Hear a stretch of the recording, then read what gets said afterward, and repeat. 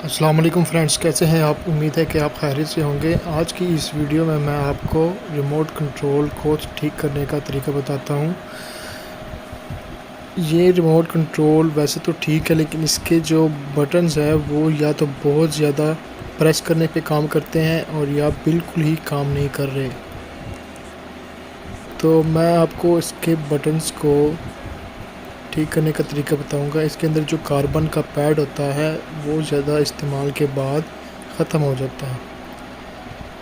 तो इसको रिपेयर करने के लिए हमें जो चाहिए होगी एक कैंची या सीज़र, एलुमिनियम फॉयल चाहिए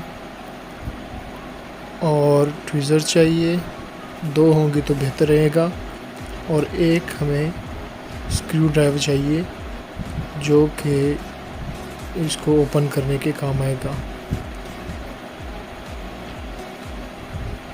तो मेरे पास ये दूसरा रिमोट है, ये बिल्कुल काम नहीं करता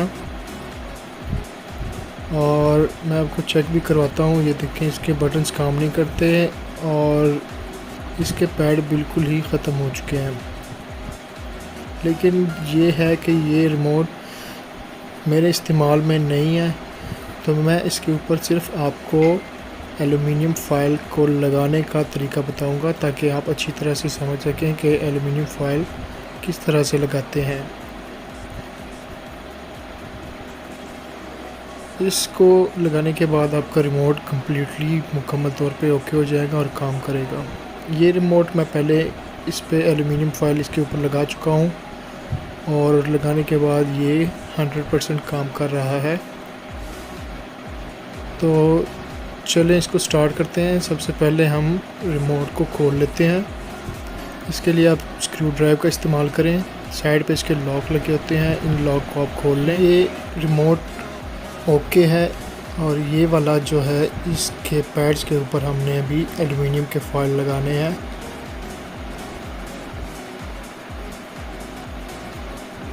ये देखें, जैसे कि आप देख सकते हैं इसके बटन्स बिल्कुल काम नहीं कर रहे हैं।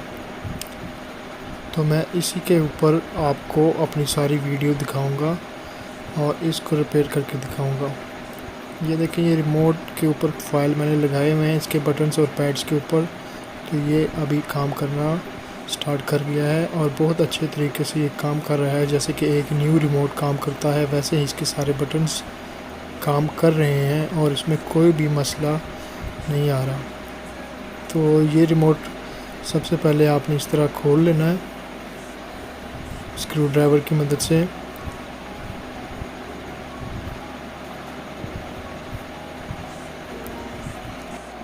रिमोट खोलने के बाद आपने इसके रबड़ पैड को इसके फ्रेम में ही रहने देना है। इससे टेबल पर रखने में आसानी होती है और दूसरा काम करते वक्त दिक्कत नहीं होती। साथ में ही आपने इसके पैड्स को अच्छी तरह से किसी साफ़ कपड़े से साफ़ कर लेना है ताकि इसके ऊपर कोई ग्रीस, डस्ट या ऐसी चीज़ है जो कि ग्लू को चिपकने में मुश्किल का सामना करना पड़े, तो वो आपने साफ़ कर लेना है।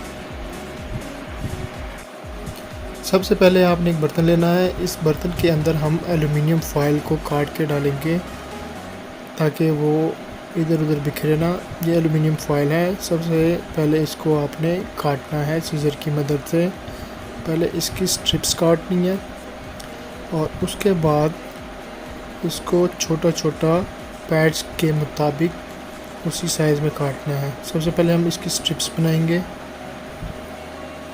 ताकि काटने में आसानी हो।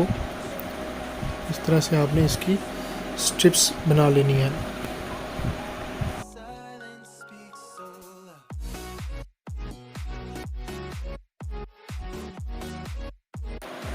स्ट्रिप्स बनाने के बाद आपने पैड्स के साइज़ के मुताबिक इसको छोटा छोटा पीसेस में काट लेना है। मैं आपको नज़दीक से भी दिखा देता हूँ इसको कि इसको किस तरह से आपने छोटा छोटा काटना है ताकि ये पैड्स के ऊपर आसानी के साथ लग सके और एक्स्ट्रा साइज़ ना होगा भी तो भी उसका हल मैं आपको बताता हूँ कि उसके साथ क्या करना है अगर ये उससे ज़रा ज़्यादा साइज़ में आ जाए पैड से। तो आपने इसको छोटे छोटे पीसेस में काट लेना है।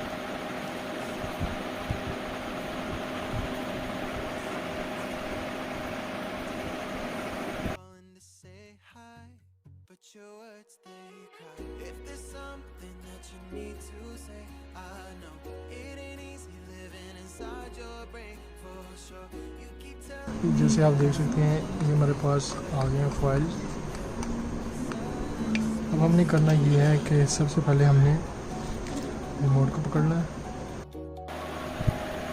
और ग्लू जो है या एल्फी जिसे कहते हैं वो आपने लेनी है, और इसको आपने सबसे पहले वाले पैड के ऊपर एक कतरा डाल देना है। इस तरह से आपने इसके ऊपर एक कतरा डाल देना है।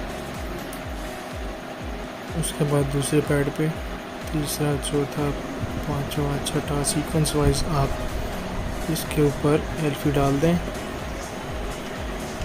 और उसके बाद आपने ट्वीज़र की मदद से एल्युमिनियम फाइल जो है वो पहले पैड के ऊपर रख देनी है और ऊपर से हल्का सा दबा के इसको एडजस्ट कर लेना है।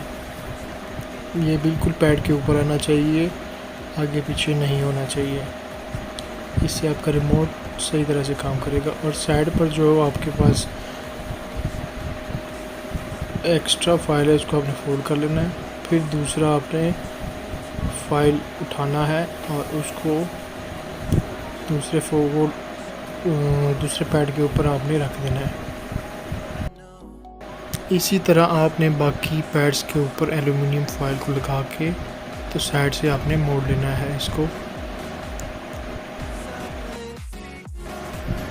फिर आपने अगली रो के ऊपर ग्लू लगानी है और फाइल्स इसके ऊपर लगा के एडजस्ट कर लेने हैं। और इसी तरह फिर आपने नेक्स्ट और नेक्स्ट करते रहना है।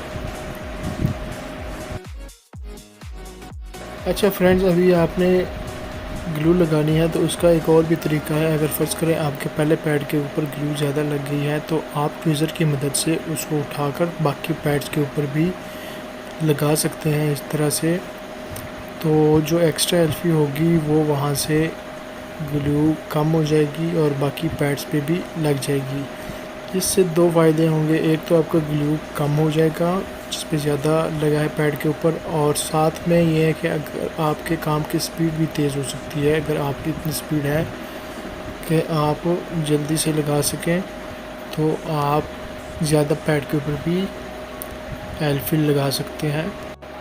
लेकिन इसमें आपने एक चीज़ देखनी है कि आप इतनी स्पीड से अगर नहीं लगाएंगे तो आपकी ग्लू जैसे कि मैं दिखा रहा हूँ खुश्क हो जाएगी और ये एल्युमिनियम फाइल को चिपकने नहीं देगी।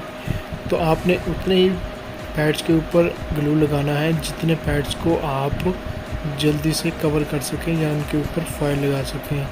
ये मैंने इसलिए भी आपको दिखाया है ताकि आप ऐसे गलती ना करें और आप उतने ही पैड्स के ऊपर एल्फी लगाएं जितना कि आप उसके खुश्क होने से पहले जो है वो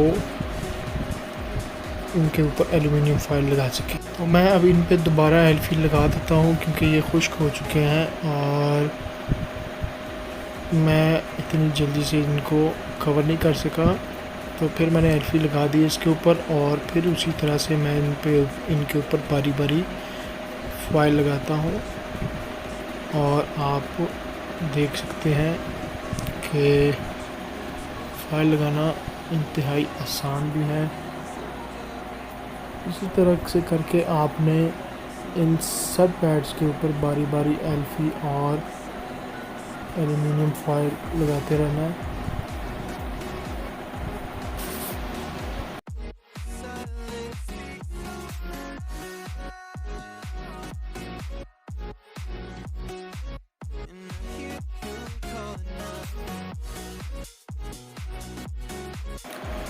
तो फ्रेंड्स, ये जो रिमोट मैं आपको दिखा रहा हूँ उसके ऊपर मैंने ऑलरेडी ही एल्युमिनियम फाइल्स लगा दिए थे और इसमें से कुछ बटन जो मेरे काम के नहीं थे या जो वर्किंग भी सही कर रहे थे उनके ऊपर मैंने फाइल नहीं लगाया। आपने इस तरह से रिमोट को दोबारा से फिट कर देना है तो आपका रिमोट अब बिल्कुल परफेक्ट काम करेगा और इसके सारे बटन जैसे न्यू रिमोट काम करता है वैसे ही काम करेंगे। तो फ्रेंड्स, ये थी आज की मेरी वीडियो और इसमें इस्तेमाल होने वाले सारे सामान को मैंने आपके सामने रख दिया है। उम्मीद है कि आपको मेरी वीडियो पसंद आई होगी। Please like, subscribe and press the bell icon for more informative video. Thank you. Take care. Allah Hafiz.